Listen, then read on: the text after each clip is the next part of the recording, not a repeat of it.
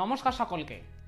আজ আমরা অনুপাত বা রেশিওর বিভিন্ন ধরনের অ্যাডভান্স লেভেলের অঙ্কগুলো করতে শিখব। তাহলে চলো আর কথা না বাড়িয়ে সরাসরি বোর্ডেই দেখা যাক। দেখো কি বলছে, 880 টাকা রূপা ও অঙ্কনের মধ্যে 6:5 অনুপাতে ভাগ করে দেওয়া হলে কে কত টাকা পাবে।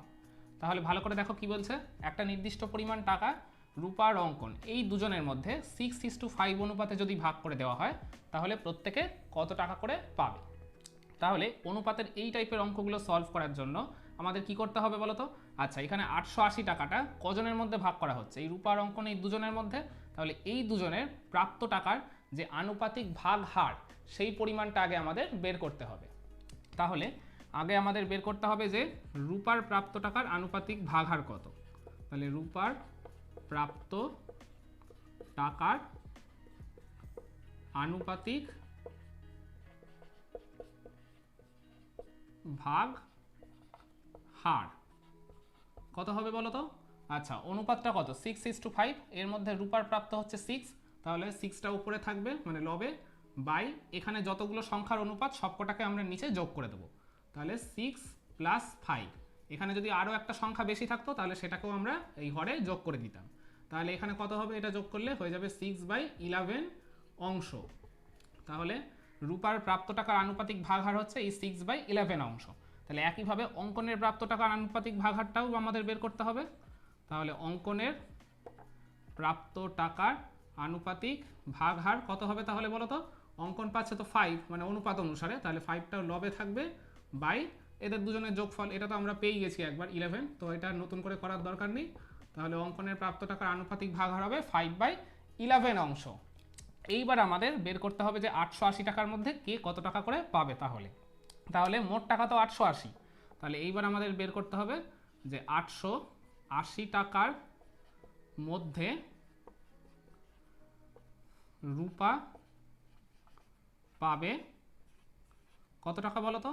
মোট টাকা তো 880, এইটাকে আগে লিখবে 880 ইন্টু, এবার রূপার প্রাপ্ত টাকার আনুপাতিক ভাগ হার কত ছিল 6/11, এটাকে এর সাথে সরাসরি গুণ করে দাও তাহলেই হয়ে যাবে। তাহলে 11 আর এটা কিন্তু কাটাকুটি যায়, 8 11 88 0, তাহলে গুণ করে দিলে দুটোকে হয়ে যাবে 6 8 48 0 মানে 480 টাকা।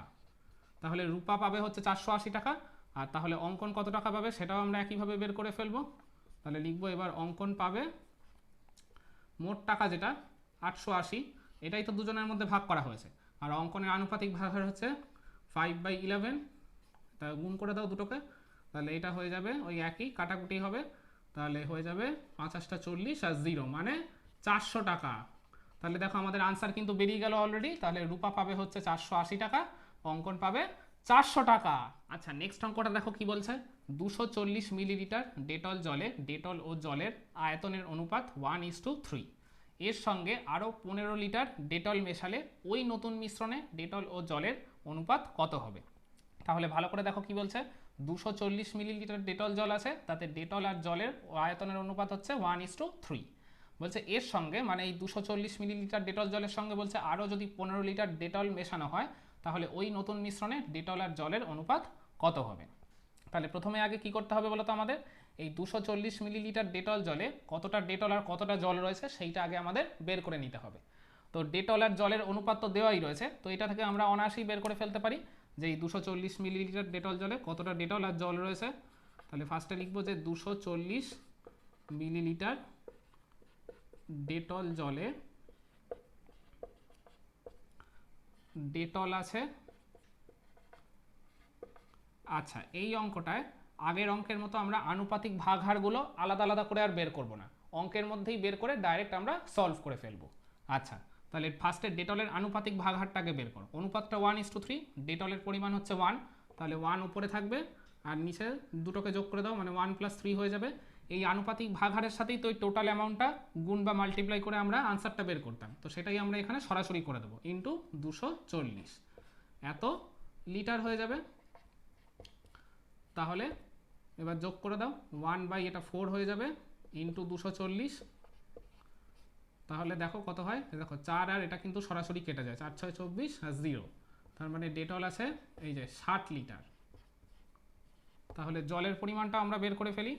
তাহলে জল কতটা আছে, জল আছে গিয়ে অনুপাত তো 1:3, জলের পরিমাণ 3, তার মানে 3টা উপরে থাকবে বাই 4 ইন্টু এই 240, তাহলে 4 আর এটা কেটে যাবে, সেই একই হবে 60, তাহলে গুণ করে দিলে হবে 3 6 18 আর 0, মানে জল আছে তাহলে 180 লিটার।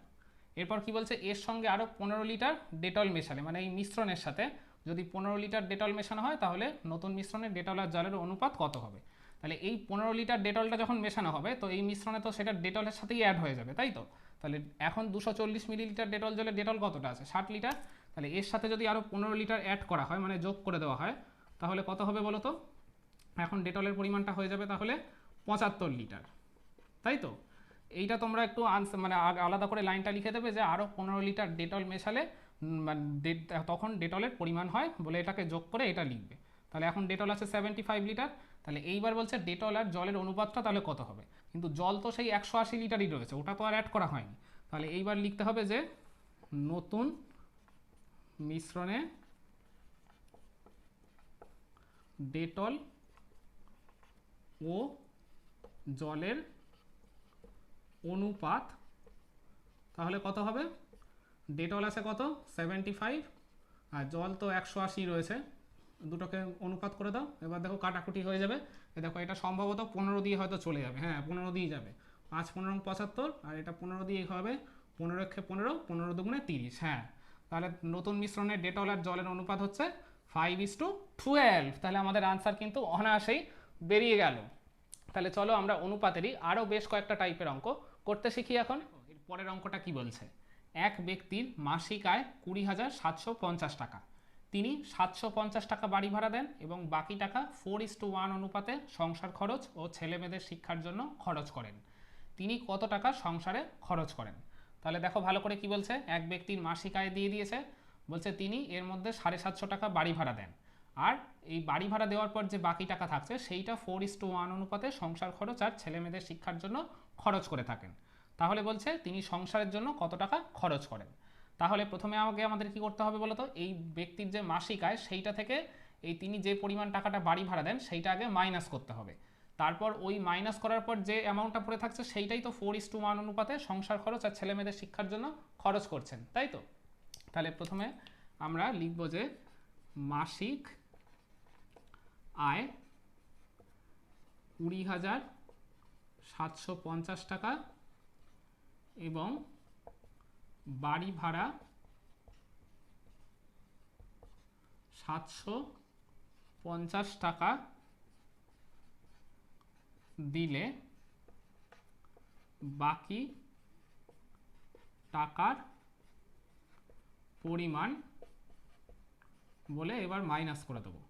এই যে 20,750 থেকে 750টা আমরা মাইনাস করে দেবো, তাহলে কত হবে, এটা মাইনাস করলে হয়ে যাবে 20,000।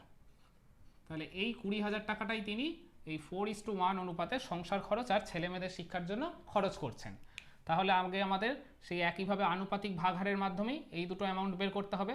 আচ্ছা, এখানে আমাদের আনসার চাইছে তিনি কত টাকা সংসারে খরচ করেন, মানে শুধু সংসার খরচটা বের করলেই হবে, ছেলেমেয়েদের শিক্ষার জন্য কত টাকা খরচ করছেন সেটা তো উত্তরে চাইনি, তো এটা আমাদের বের না করলেও চলবে এখানে। তাহলে এই 20,000 টাকার মধ্যে তাহলে লিখব যে 20,000 টাকার মধ্যে সংসার খরচ হয় কত হবে। তাহলে ওই যে আমরা কি বলেছিলাম, এখানে তো 4:1 অনুপাত, এখানে তাহলে সংসারের জন্য কত 4, তাহলে উপরে 4 থাকবে বাই কত হবে, এই দুটোকে যোগ করে দাও 4/4 + 1, এই আনুপাতিক ভাগহারটা বেরিয়ে গেল এইটার সাথে মোট অ্যামাউন্টটা, বাকি টাকার পরিমাণ তো 20,000, এটাকে গুণ করে দিলেই আমাদের উত্তর বেরিয়ে আসবে। তাহলে এটা আমরা সরাসরি আনুপাতিক ভাগহারটা আলাদা করে বের না করেও একেবারেই বের করে আর কি আনসার সলভ করে ফেলতে পারবো, ঠিক আগের অঙ্কটার মতো। তাহলে এটা করে দাও, এটা তাহলে হয়ে যাবে গিয়ে 5 আর এটা কাটাকুটি যায়, এটা হবে 4 5 20 আর 3টে শূন্য বসে যাবে, তাহলে 4 4 16 আর 3টে 0 বসে গেল। তাহলে দেখো আমাদের আনসার কিন্তু বেরিয়ে গেল। তাহলে তিনি সংসারে খরচ করেন এই যে 16,000 টাকা। আচ্ছা, এবার দেখো কি বলছে, একটি পরীক্ষা কেন্দ্রে 2450 জন পরীক্ষা দিতে এসেছেন, তাদের 3টি হল ঘরে 11:3:3.5 অনুপাতে বসানো হয়েছে। প্রতিটি হল ঘরে কতজন করে বসেছেন। তাহলে ভালো করে দেখো কি বলছে, একটা পরীক্ষা কেন্দ্রে 2450 জন পরীক্ষা দিতে এসেছে। তাদের মানে ওই পরীক্ষার্থীদের তিনটে আলাদা আলাদা হল ঘরে 11:3:3.5 অনুপাতে বসানো হয়েছে। তাহলে বলছে প্রত্যেকটা হল ঘরে কতজন করে পরীক্ষার্থী বসেছে। এটা ভেরি সিম্পল একটা অঙ্ক, কিন্তু এই অঙ্কটা সলভ করতে যাওয়ার আগে এখানে যে অনুপাতটা দিয়েছে এই অনুপাতের মধ্যে দেখো একটা ভগ্নাংশে রয়েছে। তো এইভাবে আর কি আমরা অঙ্কটা সলভ করতে পারবো না। তাহলে এই টোটাল অনুপাতটাকে আমাদের পূর্ণ সংখ্যা বা ইন্টিজারের অনুপাতে বা রেশিওতে কনভার্ট করে নিয়ে যেতে হবে। তাহলে আমরা ফার্স্টে লিখব যে 3টি হল ঘরে বসা পরীক্ষার্থীদের অনুপাত যেটা দেওয়া রয়েছে সেটাই আগে লিখে নেব। কত? 11:3:3.5। তাহলে এইটাকে আগে আমরা অপ্রকৃত ভগ্নাংশে কনভার্ট করব। তাহলে 11:3 এটা হয়ে যাবে 7/2। তারপর এই অবস্থায় রাখলেও চলবে না, এটাকে পূর্ণ সংখ্যায় নিয়ে যেতে হবে। তার জন্য কি করতে হবে, এই তিনটে সংখ্যার যে হর বা ডিনোমিনেটর তাদের যে লসাগু বা এলসিএমটা আসবে সেইটা দিয়ে আমাদের প্রত্যেকটাকে আলাদা আলাদা করে গুণ করতে হবে। তাহলে এর হর হচ্ছে 2, এটার কিছু নেই মানে 1 রয়েছে, এটারও কিছু নেই মানে 1ই রয়েছে। তাহলে হরগুলো হচ্ছে 2, 1, 1। তাহলে এদের লসাগু কত হবে? অবশ্যই 2 হবে। তাহলে 2 দিয়ে প্রত্যেকটাকে আমরা গুণ করব। তাহলে 2 দিয়ে 11কে গুণ করলে কত হবে? 11 দুগুণে 22 2 দিয়ে 3কে গুণ করলে হয়ে যাবে 3 দুগুণে 6, আর 2 দিয়ে 7-এর 2কে গুণ করলে হয়ে যাবে 7। তাহলে দেখো তিনটে হল ঘরে বসা পরীক্ষার্থীদের অনুপাত আমরা পেয়ে গেলাম 22:6:7। আর মোট পরীক্ষার্থী কত? 2450 জন। এইবার তো আমরা অনায়াসেই বের করে ফেলতে পারি যে প্রত্যেকটা হল ঘরে কতজন করে পরীক্ষার্থী বসেছে। তাহলে এইবার আমরা লিখব যে 2450 জন পরীক্ষার্থীর মধ্যে প্রথম হল ঘরে বসেছেন কতজন হবে? তাহলে আগে আমরা এইটার আনুপাতিক ভাগহারটা বের করব। তাহলে প্রথম হল ঘরে তো 22, তার মানে উপরে 22 থাকবে, আর বাই এই তিনটাকেই যোগ করে দেবো, 22 + 6 + 7। এর সাথে কি গুণ করতে হবে? এই মোট যতজন পরীক্ষার্থী, তাহলেই তো আমরা পেয়ে যাবো অনায়াসেই আনসারটা। তাহলে এত জন হবে। তাহলে তিনটাকে যোগ করলে কত হবে বলো তো?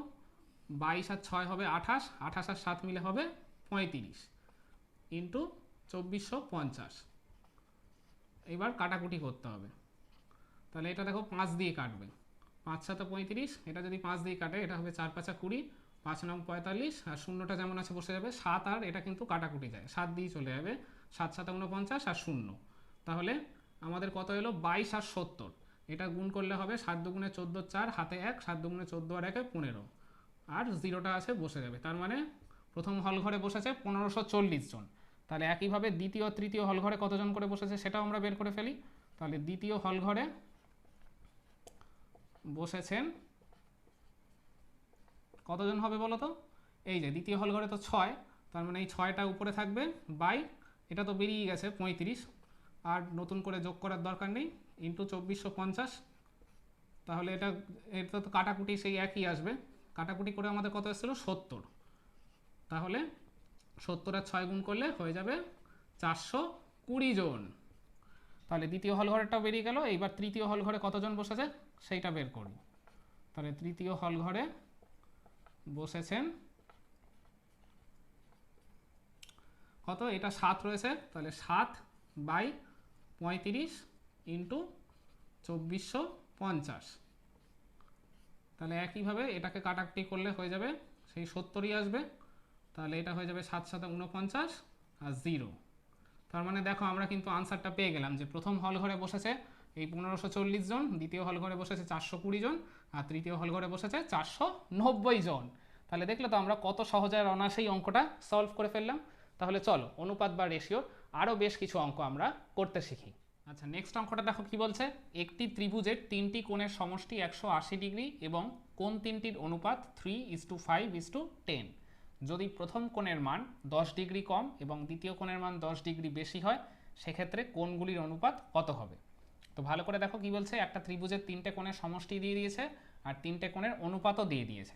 তাহলে বলছে যদি প্রথম কোণের মান 10 ডিগ্রি কম আর দ্বিতীয় কোণের মান 10 ডিগ্রি বেশি হয়, মানে দুটো শর্ত দেওয়া রয়েছে, তাহলে বলছে সেক্ষেত্রে তিনটে কোণের মানে কোণগুলির অনুপাত কত হবে। তাহলে এখানে কি করতে হবে বলো তো, আমাদের তিনটে কোণের সমষ্টি আর অনুপাত তো দিয়ে দিয়েছে, তাহলে এই ত্রিভুজের তিনটে কোণের আলাদা আলাদা করে ভ্যালুগুলো আগে বের করে নিতে হবে। তাহলে ফার্স্টে আগে আমরা লিখে নেব যে ত্রিভুজের তিনটি কোণের অনুপাতটা আগে আমরা লিখে নেব। কত? এই যে 3:5:10, আর তিনটে কোণের সমষ্টি তো 180 ডিগ্রি, এটা তো দেওয়াই রয়েছে। তাহলে আমরা এবার তিনটে কোণের মান আলাদা করে বের করে ফেলি। তাহলে লিখব যে প্রথম কোণের মান, তাহলে প্রথম কোণের মান কত, এখানে অনুপাত অনুসারে 3, তাহলে 3টা উপরে থাকবে। এবার আমরা আনুপাতিক ভাগহারটা বের করব, তাহলে 3টাকে আমরা যোগ করে দেবো। এদের সাথে কি করতে হবে, এই ত্রিভুজের তিনটে কোণের যে সমষ্টি 180 ডিগ্রি, এটাকেই আমরা গুণ করে দেবো 180 ডিগ্রি। তাহলে এটাকে যোগ করলে কত হবে বলো তো, 3 এটা হয়ে যাবে 18 ইন্টু 180 ডিগ্রি। দেখো কাটাকুটি করলে কত আসে, এটা হয়ে যাবে 10। তাহলে প্রথম কোণের মান হচ্ছে 30 ডিগ্রি। তাহলে একইভাবে দ্বিতীয় তৃতীয় কোণের মানটাও বের করে ফেলি। তাহলে দ্বিতীয় কোণের মান কত হবে, দ্বিতীয় কোণের মান হবে গিয়ে তোমাদের কত, এটা 5। তাহলে 5 এই তিনটাকে যোগ করে 18 এসেছিলো, এখানেও একই আসবে, ইন্টু 180 ডিগ্রি। এটা কাটাকুটি যাবে, সেই 10ই হবে। তাহলে 5 10 কত হবে, 50 ডিগ্রি। তাহলে তৃতীয় কোণের মানটাও বের করে ফেলি একইভাবে। তাহলে তৃতীয় কোণের মান হচ্ছে গিয়ে তোমাদের, এখানে তো 10, এই ভ্যালুটা 10/18 ইন্টু সেই 180 ডিগ্রি হবে। এই দেখো 18 আর 180 কাটছে, এটা হয়ে যাবে 10।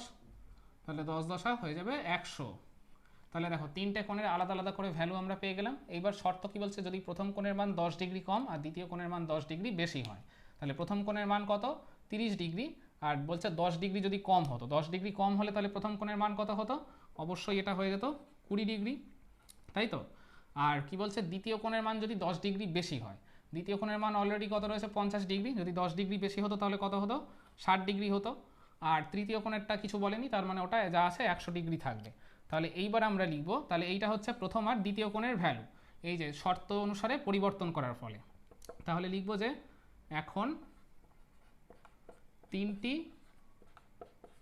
কোণের অনুপাত, তাহলে কত হবে, তাহলে চেঞ্জ হওয়ার পর প্রথম কোণের মান কত হচ্ছে 20 ডিগ্রি, তাহলে 20 দ্বিতীয় কোণের মান হচ্ছে এই 60 ডিগ্রি, 60 আর তৃতীয় কোণটা তো যা ছিল তাই থাকবে 100। তাহলে এই তিনটা দেখো 20 দিয়ে কাটাকুটি চলে যাবে, তাহলে হবে 1:3:5।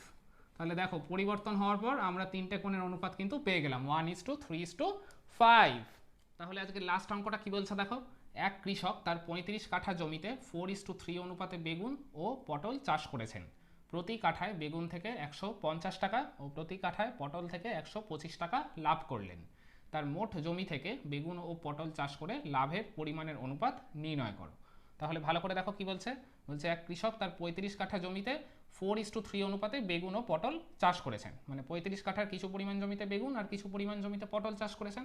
তারপর বলছে প্রতি কাঠায় বেগুন থেকে 150 টাকা ও প্রতি কাঠায় পটল থেকে 125 টাকা লাভ করলেন, মানে যত পরিমাণ জমিতে বেগুন চাষ করেছে তার প্রত্যেক কাঠায় বেগুন থেকে 150 টাকা আর প্রত্যেক কাঠায় পটল থেকে 125 টাকা লাভ করেছেন।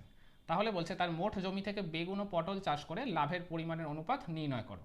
মানে ওই কিছু পরিমাণ জমিতে বেগুন আর কিছু পরিমাণ জমিতে তো পটল চাষ করেছে, ওই বেগুন আর পটল চাষ করে আলাদা আলাদা যে লাভের পরিমাণটা এসছে সেই অনুপাত বা রেশিওটা আমাদের থেকে জানতে চাইছে। তাহলে প্রথমে আমাদের কি করতে হবে, এই 35 কাঠা জমিতে কত পরিমাণ জমিতে বেগুন আর কত পরিমাণ জমিতে পটল চাষ করেছে সেইটা আগে আমরা বের করে ফেলি এই অনুপাতটার মাধ্যমে। তাহলে আমরা লিখব যে বেগুন ও পটল চাষের জমির পরিমাণের অনুপাত, ওই যে যেটা দেওয়া রয়েছে 4:3। মোট জমি হচ্ছে 35 কাঠা। তাহলে এবার আমরা লিখব যে 35 কাঠা জমিতে তাহলে বেগুন কত পরিমাণ জমিতে চাষ করেছে সেটা আগে বের করে ফেলি। বেগুন চাষ হয়েছে কত হবে, তাহলে আমরা আনুপাতিক ভাগাহারটা আগে বের করে ফেলি। বেগুন তো 4, তাহলে 4/4 + 3 ইন্টু মোট জমি হচ্ছে 35 কাঠা, তাহলে এটাকেই গুণ করে দেবো। তাহলে বেগুন চাষ হচ্ছে, এটা হচ্ছে বাইরে কাঠা হবে, তাহলে এটা হবে 4/7 ইন্টু 35। তাহলে কাটাকুটি হয়ে যাবে, দেখো 7 আর 35 কাটছে, 5 7 35, তাহলে এটা হয়ে যাবে 4 5 20 কাঠা। তাহলে 20 কাঠা জমিতে বেগুন চাষ হয়েছে। তাহলে পটল কত পরিমাণ জমিতে চাষ হয়েছে সেটাও বের করে ফেলি। তাহলে পটল চাষ হয়েছে কত হবে, এটা হবে তাহলে 3 রয়েছে, তাহলে 3/7 ইন্টু মোট জমি তো 35 কাঠা, সেই জন্য 35টা গুণ হয়ে যাবে, এটা 5 7 35 হয়ে যাবে, তাহলে 3 5 করে গুণ করলে হয়ে যাবে 15 কাঠা। তাহলে বেগুন চাষ হয়েছে 20 কাঠা জমিতে আর পটল চাষ হয়েছে 15 কাঠা জমিতে। এরপর কি বলছে, প্রতি কাঠায় বেগুন থেকে 150 টাকা। তাহলে এক কাঠা আর কি জমিতে বেগুন চাষ করে 150 টাকা লাভ করেছে, তাহলে বেগুন তো মোট চাষ হয়েছে 20 কাঠা জমিতে, তাহলে বেগুন চাষ করে মোট কত লাভ হয়েছে সেটা কি করে পাবো, এই 150-এর সাথে 20টা গুণ করলেই পেয়ে যাব। তাহলে আমরা লিখব যে বেগুন চাষ করে লাভের পরিমাণ কত হবে, এক কাঠা জমিতে বেগুন চাষ করে 150 টাকা লাভ করছে, আর মোট বেগুন চাষ করেছে 20 কাঠা জমিতে, তাহলে এই দুটোকে গুণ করলেই পেয়ে যাব। তাহলে 15 দুগুণে হয়ে যাবে 30, আর দুটো জিরো বসে যাবে, মানে 3000 টাকা লাভ হয়েছে বেগুন চাষ করে। তাহলে একইভাবে পটল চাষ করে কত লাভ হয়েছে সেটাও বের করে ফেলি আমরা। তাহলে লিখব পটল চাষ করে লাভের পরিমাণ। পটল এক কাঠা জমিতে চাষ করে লাভ হয়েছে 125 টাকা, আর মোট জমির পরিমাণ কত, মানে 15 কাঠা জমিতে পটল চাষ করেছে, তাহলে 125 আর 15 এই দুটোকে আমরা একটু গুণ করে ফেলি। তাহলে কত হয় দেখি, 125 আর 15কে গুণ করলে এটা হয়ে যাবে 625, তারপর এটা হবে 125, এটা 5 7 8 1 1875 এত টাকা। তা এবার এই দুটোর অনুপাতটাই জানতে চাই, সেই যে বলেছে তার মোট জমি থেকে বেগুন ও পটল চাষ করে লাভের পরিমাণের অনুপাত নির্ণয় করো। তাহলে এইবার তোমরা লাস্টে লিখে দেবে যে এই লাইনটাই ধরে লিখে দেবে বেগুন ও পটল চাষ করে লাভের পরিমাণের অনুপাত। আমি আর অত লিখছি না, সরাসরি দেখিয়ে দিচ্ছি। এই যে 3000:1875, এটা আমাদের এবার কাটাকুটির মাধ্যমে বের করতে হবে অনুপাতটা। এইটা প্রবাবলি তোমাদের 125 দিয়ে হয়তো কাটবে, 125 দিয়ে এটাকে করলে হয়ে যাবে 15, আমরা তো এক্ষুনি পেলাম, আর 125 দিয়ে 3000কে করলে হয়ে যাবে 24, তার মানে 24 আর 15 কিন্তু কাটাকুটি যায় 3 দিয়ে, তাহলে ওটাকে যদি 3 দিয়ে কাটি হয়ে যাবে 8:5, তার মানে আমাদের আনসার কিন্তু বেরিয়ে গেল। তাহলে বেগুন ও পটল চাষ করে লাভের পরিমাণের অনুপাত হচ্ছে এই যে 8:5। তাহলে আমি মনে করি আজকের অনুপাতের এই ক্লাসটা তোমাদের সবার কাছেই অনেক অনেক ভালো লেগেছে। বাড়িতে তোমরাও এই অঙ্কগুলো প্র্যাকটিস করতে থাকো, তাহলে তোমরাও দেখবে এই টাইপের অঙ্কগুলো খুবই সহজ আর অনায়াসেই করে ফেলতে পারছো।